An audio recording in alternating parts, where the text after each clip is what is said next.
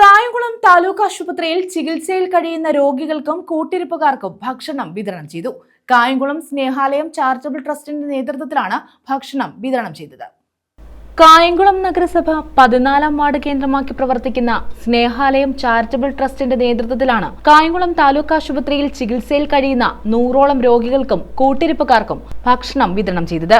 ഭക്ഷണ വിതരണത്തിന്റെ ഉദ്ഘാടനം നഗരസഭാ കൗൺസിലർ അൻസാരി കോയിക്കലേത്ത് നിർവഹിച്ചു. എല്ലാ ആഴ്ചയിലും ശനിയാഴ്ച ദിവസം വൈകുന്നേരം ഇവിടെ എത്തുന്ന രോഗികൾക്കും അവരുടെ കൂട്ടിരിപ്പുകാർക്കും കഞ്ഞിയും പയറും അതുപോലെയുള്ള വസ്തുക്കളും ഭക്ഷ്യധാന്യങ്ങളും വിതരണം ചെയ്യുന്ന ചടങ്ങ് എല്ലാ ആഴ്ചയിലും തുടർന്നും നടക്കും. അതുപോലെ തന്നെ ഒട്ടനവധി ചാരിറ്റി പ്രവർത്തനങ്ങൾ ഇതിൻ്റെ ഭാഗമായി നടക്കുന്നുണ്ട്. കൊല്ലത്താണെങ്കിൽ പോലും ഒട്ടനവധി ചാരിറ്റി പ്രവർത്തനങ്ങൾ അവർ നടത്തിക്കൊണ്ടിരിക്കുകയാണ്. അതിൻ്റെ ഭാഗമായിട്ടാണ് കായംകുളത്ത് ഇത്തരത്തിലുള്ള ഒരു ശാഖ തുറന്ന് അവരുടെ പ്രവർത്തനം വ്യാപിപ്പിച്ചിട്ടുള്ളത്. ഇനിയും ഒട്ടേറെ ചാരിറ്റി പ്രവർത്തനങ്ങൾ അവരുടെ കീഴിൽ നടക്കുന്നുണ്ട്. Snehalayam charitable trust chairman S Subin അധ്യക്ഷത വഹിച്ചു.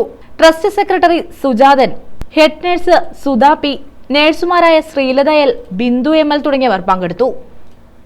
News bureau, Kayamkulam.